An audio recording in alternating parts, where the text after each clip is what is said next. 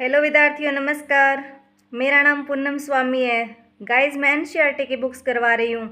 तो गाइज, आप ज़्यादा से ज़्यादा वीडियो को लाइक शेयर किया करो ताकि वीडियो उन बच्चों के पास पहुँच सके जो किसी कारणवश स्कूल नहीं जा पाते, तथा वो बच्चे जो सरकारी नौकरी की तैयारी करते हैं, ऐसे बच्चे जो महंगी कोचिंग ज्वाइन नहीं कर पाते, महंगी बुक्स वगैरह नहीं खरीद पाते। तो मेरा ये छोटा सा प्रयास उन बच्चों के लिए है, प्लीज़ मेरा साथ दीजिए। तो चलिए करते हैं टॉपिक की शुरुआत। तो आज का हमारा टॉपिक रहेगा राजस्थान अध्ययन, क्लास 8 का लेसन 8। तो चलिए करते हैं लेसन की शुरुआत। जन जागरण एवं सामाजिक सुधार हेतु राजकीय प्रयास। हमारा देश एक लोकतांत्रिक देश है। हमारा देश क्या है? एक लोकतांत्रिक देश है। तो लोकतांत्रिक का अर्थ क्या है बच्चों? यह शब्द अंग्रेजी के शब्द डेमोक्रेसी का हिंदी अनुवाद है। क्या है? अंग्रेजी के शब्द डेमोक्रेसी का हिंदी अनुवाद है। तो लोकतंत्र, जनतंत्र अथवा प्रजातंत्र, तीनों एक ही अर्थ है ना। तो अंग्रेजी के शब्द डेमोक्रेसी ग्रीक भाषा के दो शब्दों डेमोस और क्रेटिया के सहयोग से बना है। कौन कौन से? डेमोस और क्रेटिया के सहयोग से। तो डेमोस का मूल अर्थ है भीड़, लेकिन आधुनिक काल में इसका अर्थ जनता से लिया जाने लगा। किससे लिया जाने लगा? जनता से। और क्रेटिया का अर्थ है शक्ति। इस प्रकार सरकार की दृष्टि से डेमोक्रेसी का अर्थ क्या हुआ? जनता की शक्ति। अतः डेमोक्रेसी का अर्थ है जनता की शक्ति पर आधारित शासन। क्या है? जनता की शक्ति पर आधारित शासन। तो आप लोकतांत्रिक का अर्थ समझ गए होंगे। जनता की शक्ति पर आधारित शासन। तो लोकतंत्र में सरकार अपने नागरिकों के लिए प्रत्येक स्तर पर लोक कल्याणकारी पहल करती है। हमारा संविधान सामाजिक, आर्थिक एवं राजनीतिक स्तर पर लोकतांत्रिक मूल्यों की स्थापना पर जोर देता है। हमारी सरकार ने सामाजिक समरसता, राजनीति व आर्थिक समानता हेतु कई जन कल्याणकारी कानून बनाए हैं। तो जिनका अध्ययन हम इस अध्याय के अंदर करेंगे। भूदान आंदोलन और भूमि सुधार। प्राचीन काल से चली आ रही जमींदारी प्रथा के कारण भूमि स्वामित्व की विषमता एक विकराल समस्या के रूप में उभर कर आई है ना। तो पहले जमींदारी प्रथा थी और जिसके कारण भूमि स्वामित्व की विषमता एक विकराल समस्या के रूप में उभर कर आई थी ना। तो आज़ादी के बाद सरकार ने कानून बनाकर जमींदारी प्रथा को क्या कर दिया? समाप्त कर दिया। लेकिन कानूनों की आड़ में जमींदारों ने किसानों के पास उपजाऊ जमीन का हक होने से रोक दिया। तो जमीनी स्वामित्व की विषमताओं के कारण देश में कई जगह हिंसा की घटनाएं होने लगी। उसी समय क्या हुआ? विनोबा भावे ने 18 अप्रैल 1951 को तेलंगाना के एक छोटे से गांव तिरुचपल्ली में एक जमीन का टुकड़ा दान में देकर भूदान आंदोलन की शुरुआत की थी। किसने की थी? भूदान आंदोलन की शुरुआत है विनोबा भावे ने। कब की थी? 18 अप्रैल 1951 में। और कहाँ पे की थी? तेलंगाना का एक छोटा गांव था। कौन सा? तिरुचपल्ली के अंदर ना। जमीन का टुकड़ा दान में देकर की थी ना। तो इस आंदोलन का मुख्य उद्देश्य क्या था? जमीनी स्वामित्व की विषमता को दूर करना था। क्या था? जमीनी स्वामित्व है ना, उसकी विषमता को दूर करना था। विनोबा भावे ने भूस्वामियों से उनकी कुल जमीन का 6वां हिस्सा दान में देने की अपील की। विनोबा भावे ने क्या किया? जो भूमि के स्वामी थे ना, उनकी कुल जमीन का 6वां हिस्सा उनको बोला कि दान में दीजिए ना, अपील की। पूरे देश में इस आंदोलन को जनता का समर्थन मिला। भूदान से प्राप्त जमीन का लगभग 1/3 भाग का उपयोग समाज के वंचित वर्ग व आदिवासी भूमिहीनों में बांटने में किया गया। जमीन का 1/3 भाग का क्या हुआ? क्या उपयोग हुआ? समाज के वंचित वर्ग थे ना और आदिवासी भूमिहीन में क्या हुआ? बांटने का प्रयास किया गया। तो विनोबा भावे की अपील पर राजस्थान के नागौर जिले में भूदान प्रारंभ किया गया। राजस्थान के अंदर कहाँ से हुआ? नागौर जिले में। तो राज्य सरकार ने ग्रामदान अधिनियम 1971 भी पारित किया। आज़ादी के समय राजस्थान की 75% जनसंख्या कृषि पर ही निर्भर थी। आज़ादी का समय था ना, देश आज़ाद हुआ था, तब राजस्थान की 75% जनसंख्या कृषि पर निर्भर थी, मतलब खेती बाड़ी पर ही निर्भर होती थी ना। तो राज्य का आधा से ज़्यादा भाग रेगिस्तानी और सूखा था। तो वर्तमान में विभिन्न नई औद्योगिक व आर्थिक शक्तियों के उदय व विकास के कारण राज्य की भूमि व कृषि पर निर्भरता कम हुई है। वर्तमान के अंदर क्या हुई है, औद्योगिक और आर्थिक शक्तियों का उदय हुआ ना, तो उनका विकास हुआ, तो कृषि पर निर्भरता क्या हो गई, कम हो गई। फिर भी कृषि भूमि व किसान राज्य की प्राथमिकता में सर्वोपरि है। तो राज्य सरकार ने भूमि विवादों में फंसी जनता को सस्ता, शीघ्र और सुलभ न्याय दिलाने के लिए राजस्व मंडल की स्थापना की थी। तो राज्य सरकार ने राजस्थान काश्तकारी अधिनियम 1955 और राजस्थान भू राजस्व अधिनियम 1956 लागू किया था। राजस्थान सरकार ने काश्तकारी अधिनियम कब लागू किया, 1955 में, और भू राजस्व अधिनियम कब लागू किया, 1956 के अंदर।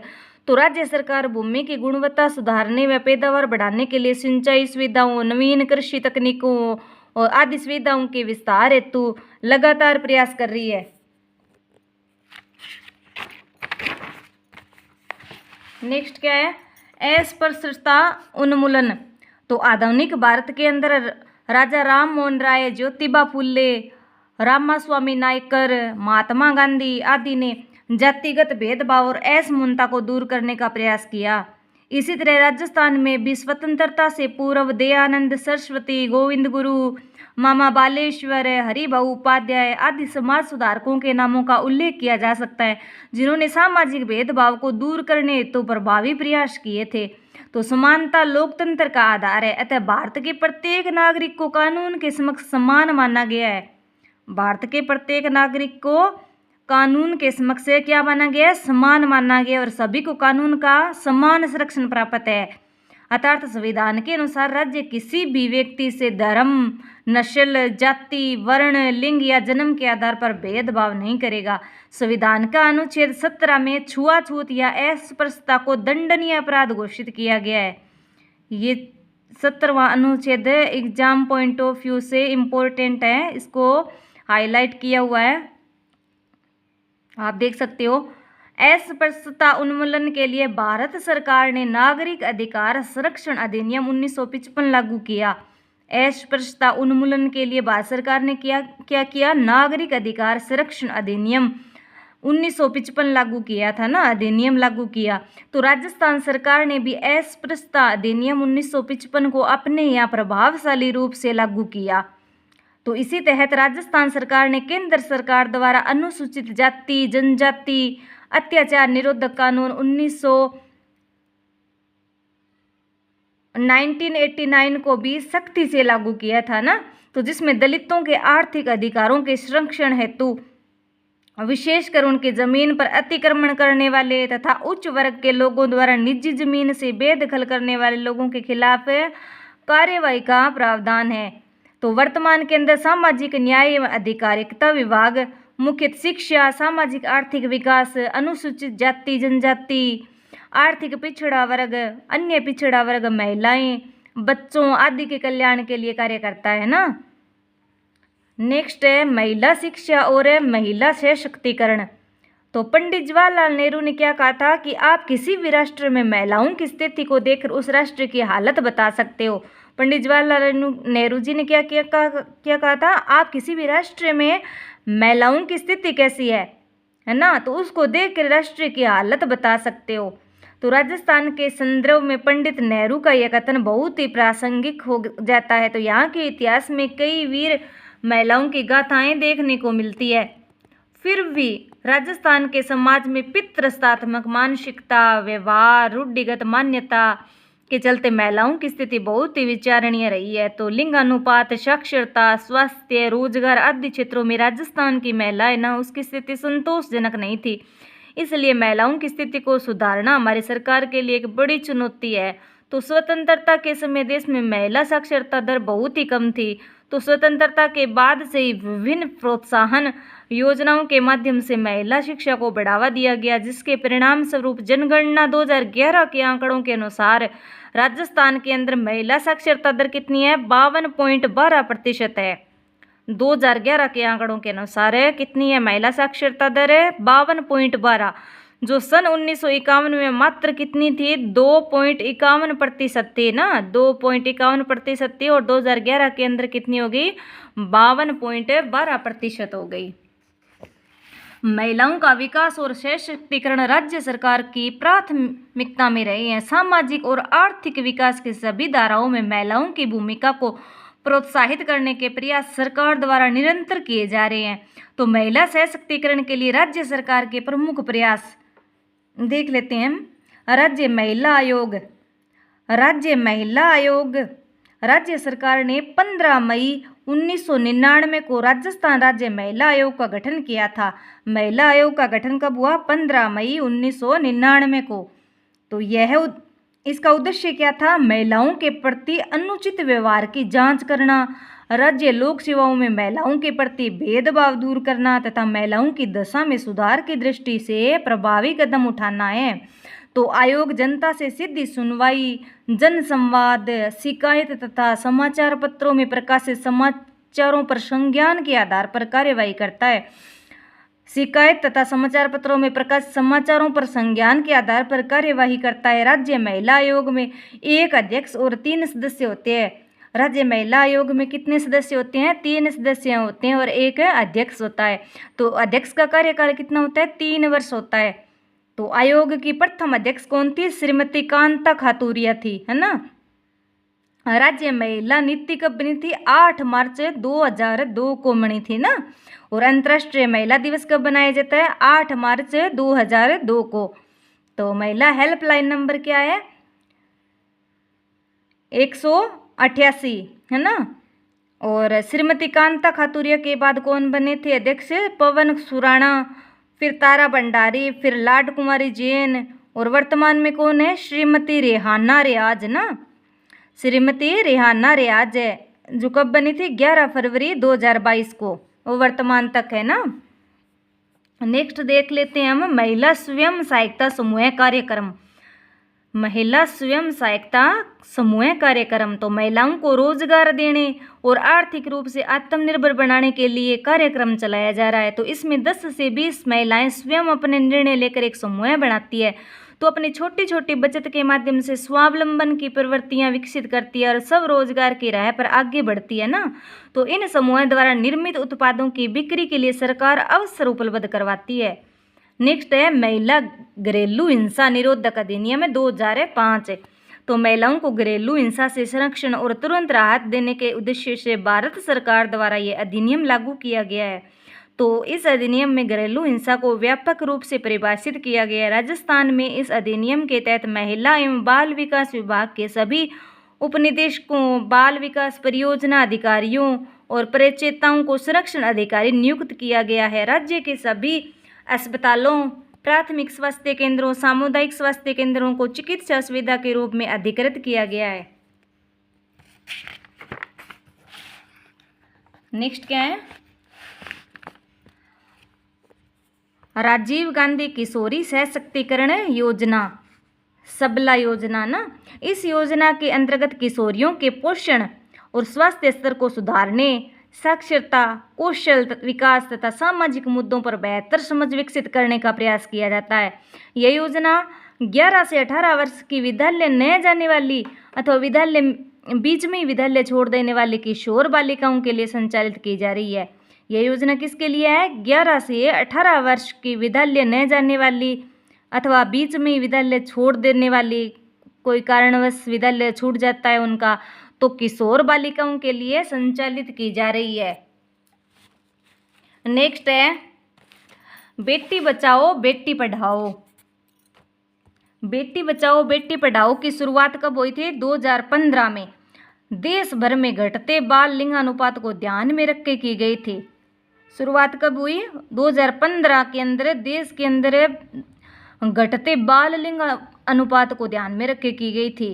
यह महिला और बाल विकास मंत्रालय, स्वास्थ्य और परिवार कल्याण मंत्रालय तथा मानव संसाधन मंत्रालय की क्या है, एक संयुक्त पहल है। इसके तहत कन्या भ्रूण हत्या रोकने, विद्यालयों में लड़कियों की संख्या बढ़ाने, विद्यालय छोड़ने वालों की संख्या को कम करने, शिक्षा के अधिकार के नियमों को लागू करने और लड़कियों के लिए शौचालयों के निर्माण में वृद्धि करने जैसे उद्देश्य निर्धारित किए गए हैं। तो महिला सशक्तिकरण के लिए कुछ अन्य महत्वपूर्ण कानून भी बनाए गए हैं ना, कौन कौन से देख लेते हैं हम। हिंदू उत्तराधिकार दत्तक ग्रहण एवं संरक्षण अधिनियम 1956 संशोधन 2005, दहेज निषेध अधिनियम 1961 और बाल विवाह निषेध अधिनियम 1925 संशोधन हुआ था उसमें 1986 के अंदर और है 2006 के अंदर। नेक्स्ट है मतदान प्रक्रिया। मतदान की प्रक्रिया कैसे होती है देख लेते हैं। विद्यालय में बाल संसद के चुनाव हो रहे थे। सभी विद्यार्थी मतपत्र पर निशान लगाकर अपनी पसंद के कक्षा प्रतिनिधि का समर्थन कर रहे थे।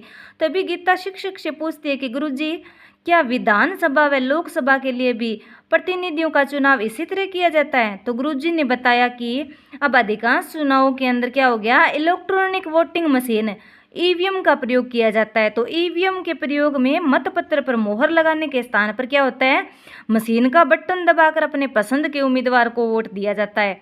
तो एक ईवीएम द्वारा अधिकतम 16 उम्मीदवारों को वोट दिया जा सकता है ना।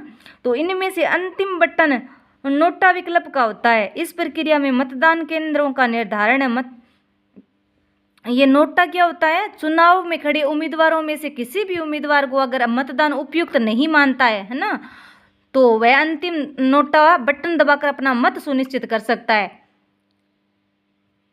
तो इस प्रक्रिया में मतदान केंद्रों का निर्धारण, मतदाता सूची का प्रकाशन, उम्मीदवारों की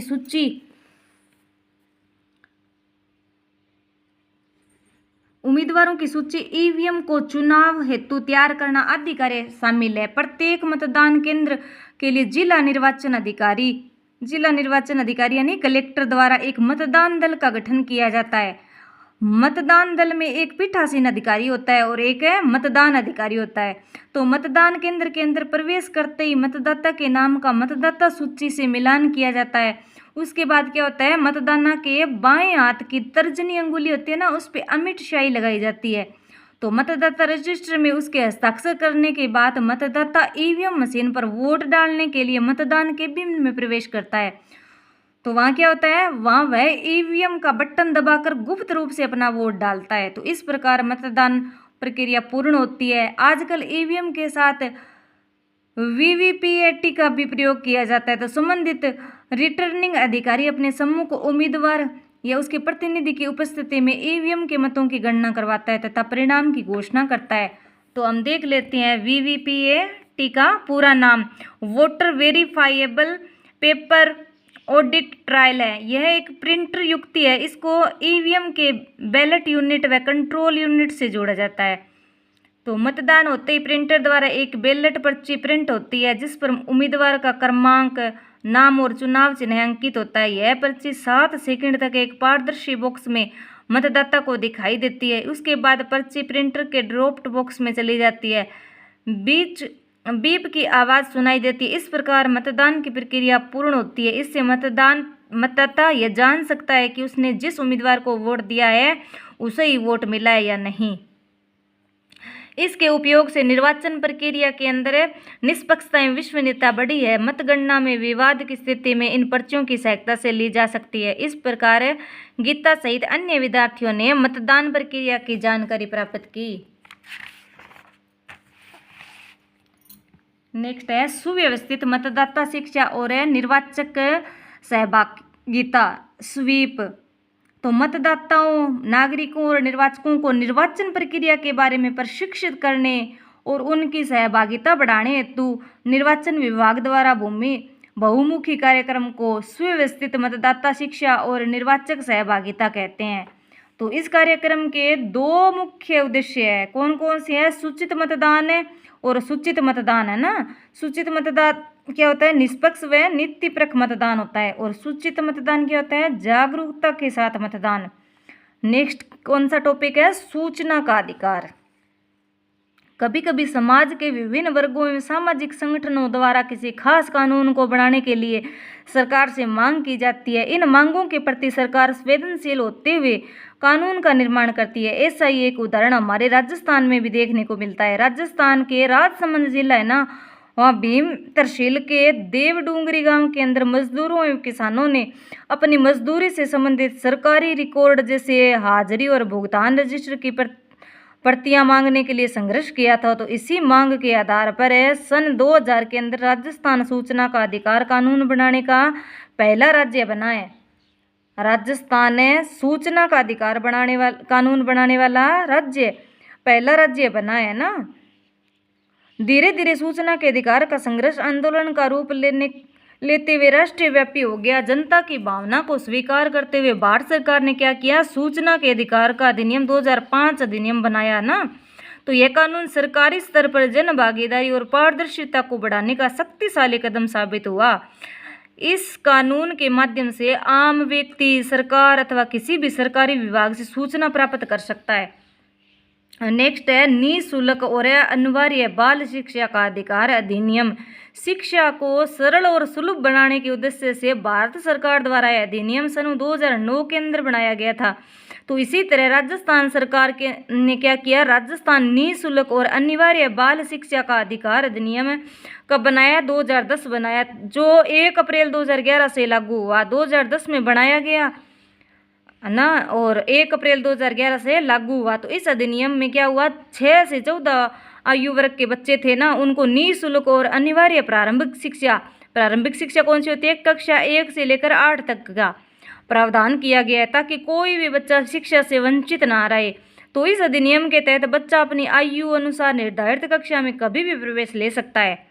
निजी स्कूलों के अंदर कमजोर और पिछड़े वर्ग के बच्चों के लिए 25% सीटें आरक्षित होती है, जिसके बदले सरकार द्वारा तय राशि निजी स्कूलों को दी जाती है। नेक्स्ट क्या है टॉपिक, बाल अधिकार। तो 20 नवंबर 1989 को संयुक्त राष्ट्र की आम सभा द्वारा बाल अधिकार समझौते को पारित किया गया था। तो बाल अधिकार समझौता ऐसा पहला अंतर्राष्ट्रीय समझौता है जो सभी बच्चों के नागरिक, सांस्कृतिक, सामाजिक और आर्थिक और राजनीतिक अधिकारों को मान्यता देता है। तो इस बाल अधिकार समझौते पर भारत ने 1992 में हस्ताक्षर कर अपनी प्रतिबद्धता व्यक्त की है। तो बच्चों के ये अधिकार 4 मूल सिद्धांतों पर आधारित है, जिनमें जीने का अधिकार, सुरक्षा का अधिकार, विकास का अधिकार और सहभागिता का अधिकार शामिल है। तो राज्य बाल अधिकार संरक्षण आयोग और राजस्थान राज्य बाल संरक्षण समिति बाल संरक्षण के मुद्दों की सामुदायिक स्तर पर क्रियान्वित व जागरूकता हेतु कार्य करती है। तो चाइल्ड हेल्पलाइन क्या है, राज्य में कठिनाइयों से घिरे, पीड़ित, उपेक्षित, लावारिश, देख रेख और संरक्षण की जरूरत वाले बच्चों के लिए क्या है, 24 घंटे निःशुल्क आपातकालीन पहुंच सेवा है। 1098 टोल फ्री टेलीफोन सेवा है, ये संचालित की जा रही है। तो राजस्थान में बाल संरक्षण की चुनौतियां जैसे बाल विवाह, कन्या भ्रूण हत्या, बाल लिंग अनुपात, बाल श्रम, कुपोषण आदि के उन्मूलन और सुधार के लिए राज्य सरकार प्रयास कर रही है ना। राजस्थान संपर्क पोर्टल। तो राज्य सरकार ने सितंबर 2019 को जन सामान्य की शिकायतों को दर्ज करने और समस्याओं का निराकरण करने का अभिनव प्रयास किया है ना। तो इस पर कोई भी व्यक्ति कार्यालय में उपस्थित हुए बिना समस्याओं को ऑनलाइन दर्ज करवा सकता है। तो पंचायत समिति और जिला स्तर पर राजस्थान संपर्क केंद्रों पर निःशुल्क रूप से शिकायतों को दर्ज कराने की सुविधा उपलब्ध कराई गई है। तो सिटीजन कॉल सेंटर 181 से शिकायत को दर्ज कराने व उसकी सूचना प्राप्त करने की निःशुल्क सुविधा प्रदान की गई है। नेक्स्ट है साइबर सुरक्षा और साइबर अपराध। यह क्या है, ये एक तरह की सुरक्षा है जो इंटरनेट से जुड़े हुए सिस्टम के लिए होते हैं। इसमें हार्डवेयर, सॉफ्टवेयर और डाटा को साइबर अपराध से बचाने और सुरक्षित रखने का काम किया जाता है। जैसे बड़े बड़े कंप्यूटर विशेषज्ञ और आईटी के प्रशिक्षित लोग इस तरह के काम करने में सक्षम होते हैं। तो साइबर सुरक्षा हमलों के प्रकार देख लेते हैं थोड़े। तो बदलती तकनीकी के कारण हमारी सुरक्षा हमारे लिए काफ़ी चुनौती भरा काम हो गया है। तो साइबर धमकियों, अपराधों से बचने के लिए हमें हमारी जानकारी को सुरक्षित रखना काफ़ी ज़रूरी है। तो पहला क्या है, रेनसमवेयर है ना। ये क्या है, एक तरह का वायरस होता है जो कि अपराधी द्वारा लोगों के कंप्यूटर और सिस्टम में हमला करके फाइलों को नुकसान पहुंचाता है। फिर उसके बाद अपराधी कंप्यूटर या सिस्टम के मालिक से राशि वसूलता है और तभी उसके सिस्टम को छोड़ता है। दूसरा क्या है, मालवेयर। यह कंप्यूटर की किसी फाइल या फिर प्रोग्राम को नुकसान पहुंचाता है, जैसे कि कंप्यूटर वायरस, वोरम, ट्रोजन आदि ना। नेक्स्ट है साइबर धोखाधड़ी। इसके अंदर क्या होता है, इसमें वार्तालाप के माध्यम से यानी बातचीत के माध्यम से चालाकी से लोगों को जाल में फंसाया जाता है ताकि उनसे उनके निजी डाटा, पासवर्ड आदि की जानकारी ली जा सके। तो फिशिंग व स्पूफिंग इसके उदाहरण हैं। तो फिशिंग देख लेते हैं हम। यह एक तरह का ठगी का तरीका है जिसमें लोगों को प्रतिष्ठित या विश्वस्त संस्थानों के नाम से फर्जी ईमेल भेजे जाते हैं। इस तरह के मेल का उद्देश्य जरूरी डाटा को चुराना होता है, जैसे कि क्रेडिट कार्ड या नेट बैंकिंग की जानकारी। नेक्स्ट देख लेते हैं स्पूफिंग। इसमें ठगी करने वाला व्यक्ति किसी वैध व्यवसाय, पड़ोसी या विश्वस्त होने के बहाने से किसी अन्य की पहचान या व्यक्तिगत जानकारी प्राप्त करने का प्रयास करता है। नेक्स्ट देख लेते हैं साइबर सुरक्षा के उपाय क्या है। तो साइबर सुरक्षा के लिए अपने पासवर्ड या एटीएम पिन को गोपनीय रखें और समय समय पर बदलते रहे। अपने कंप्यूटर व लैपटॉप में नवीनतम एंटीवायरस सॉफ्टवेयर का उपयोग करें। किसी को भी फ़ोन या ईमेल पर व्यक्तिगत जानकारी न देवे। एटीएम व बैंक खातों से संबंधित धोखाधड़ी की सूचना तत्काल संबंधित बैंक को देवे। तो साइबर अपराध की स्थिति में नागरिक national cyber crime reporting portal पर है, ऑनलाइन शिकायत दर्ज करवा सकते हो।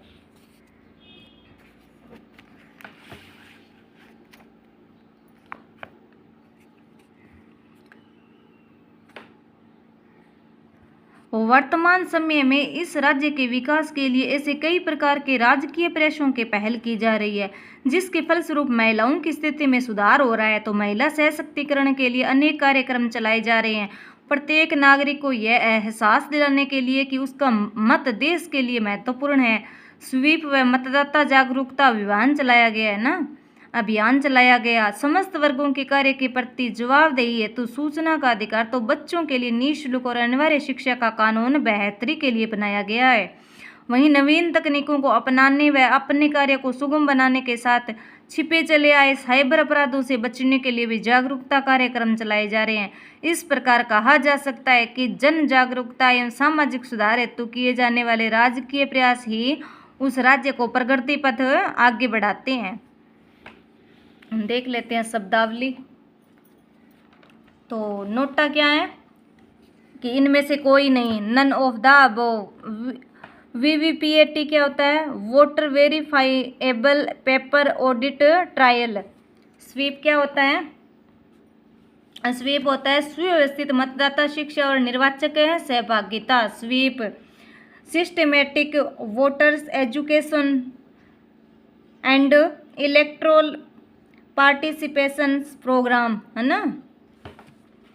हम देख लेते हैं थोड़े क्वेश्चन, अभ्यास क्वेश्चन देख लेते हैं। सन 2011 की जनगणना के अनुसार राजस्थान की महिला साक्षरता दर कितनी है, तो 52.12% है, 52.12% है। नेक्स्ट क्वेश्चन है भूदान आंदोलन के जनक कौन है, तो विनोबा भावे। स्तंभ ए को स्तंभ ब से सुमेलित करना है। तो वीवीपीएटी का क्या होगा, voter verifiable paper audit trial.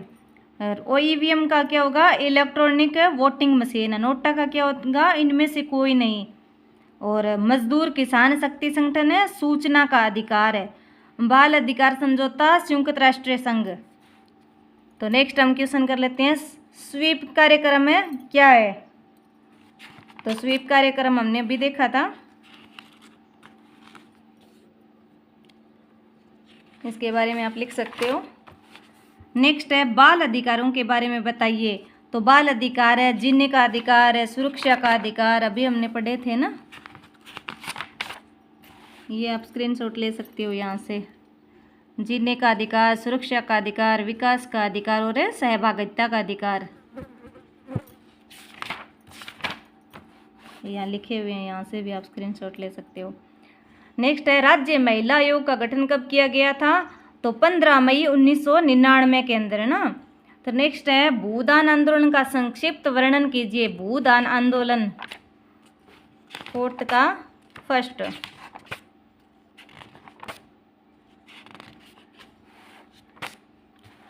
तो भूदान आंदोलन वाला ये आप 4th का फर्स्ट, यहाँ से लेके विनोबा भावे से लेकर यहाँ तक पारित किया, यहाँ तक आप स्क्रीनशॉट ले लीजिए।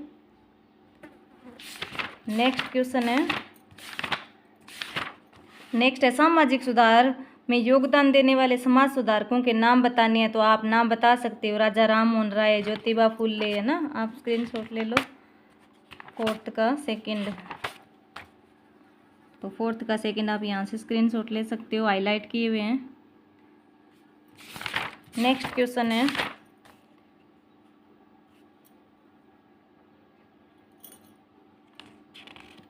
साइबर सुरक्षा के उपाय बताइए। साइबर सुरक्षा के उपाय बताने हैं ना।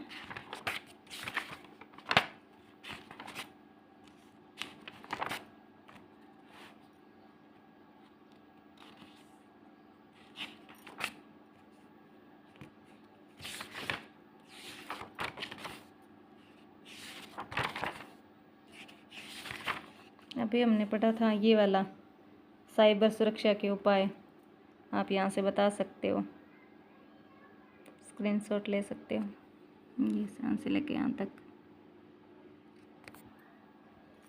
तो गाइस आज के लिए इतना ही, मिलते हैं नेक्स्ट वीडियो में, तब तक के लिए धन्यवाद।